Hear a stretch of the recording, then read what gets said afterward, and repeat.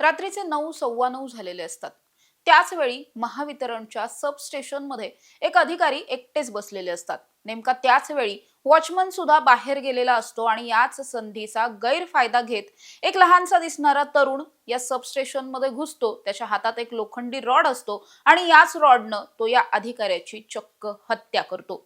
हा संपूर्ण प्रकार मिरजमध्ये घडलेला आहे. हा प्रकार घडल्याच्या नंतर ऑन ड्युटी अधिकाऱ्याची हत्या झाल्यामुळे संपूर्ण मिरज सांगली शहरामध्ये एकंदरीतच खळबळ माजलेली पाहायला मिळते. पण मुळात ही हत्या का झाली, कुणी केली आणि पोलिसांनी आतापर्यंत या प्रकरणात नेमकी काय काय कारवाई केली आहे हेच जाणून घेऊयात. नमस्कार, मी समृद्धी आणि तुम्ही पाहताय टॉप न्यूज मराठी. सुधीर लाटवडे असं हत्या झालेल्या ऑफिसरचं नाव आहे.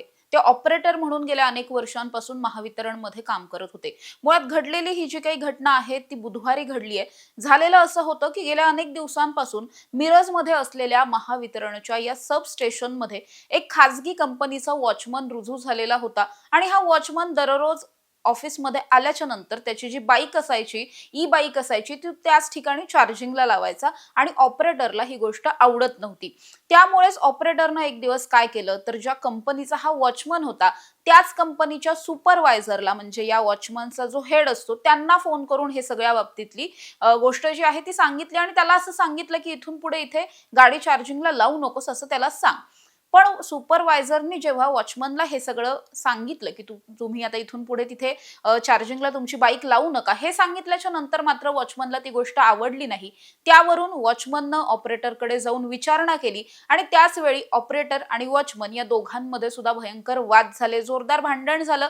त्यानंतर लागलीच या खासगी कंपनीनं या वॉचमनची नियुक्ती दुसरीकडे केली, म्हणजेच बदली केली आणि या सबस्टेशनमध्ये एक तिसराच वॉचमन त्यानंतर रुजू झालेला होता. पण घडलेलं असं होतं की या वॉचमनचा सौरभ निकम नावाचा एक मुलगा आहे आणि त्याच्या डोक्यात कुठेतरी राग गेलेला होता की आपल्या वडिलांचा अपमान केला किंवा आपल्या वडिलांशी या व्यक्तीनं भांडणं केलेली आहेत, वाद घातलेले आहेत. हा कुठेतरी राग त्याच्या डोक्यात सातत्यानं होता आणि त्यामुळेच तो एक संधी शोधत होता. हीच संधी त्याला बुधवारी संध्याकाळच्या वेळेस मिळाली.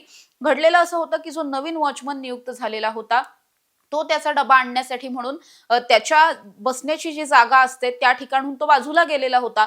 याच संधीचा गैरफायदा सौरभ निकम यानं घेतला आणि हा सौरभ निकम थेट लोखंडी रॉड घेऊन सबस्टेशनच्या आतमध्ये घुसला. त्यानं या अधिकाऱ्याला एकट्यात पकडलं आणि त्यांची लोखंडी रॉडनं वार करून निर्घृणपणे हत्या केली आणि त्यानंतर तो घटनास्थळावरून पसारही झाला. पुढच्या काही वेळातच त्या ठिकाणी वॉचमन दाखल झाला. त्यानं हे सगळं दृश्य पाहिलं. लागलीच पोलिसांना या संदर्भातली माहिती कळवण्यात आली.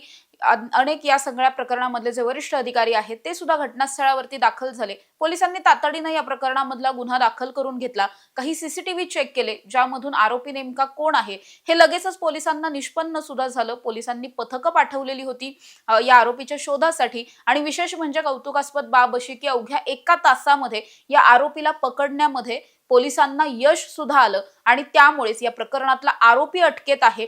अगदी किरकोळ कारण होतं, किरकोळ वाद होते, पण याच वादाचं रूपांतर चक्क खुनाच्या गुन्ह्यापर्यंत झालं. त्यामुळे या सगळ्या घटना रोखण्याचं आव्हान सुद्धा पोलिसांपुढे उभं राहिलेलं आता पाहायला मिळतंय. अशा ताज्या आणि महत्त्वाच्या बातम्यांसाठी तुम्ही पाहत राहा टॉप न्यूज मराठी. आपला महाराष्ट्र, आपली बातमी.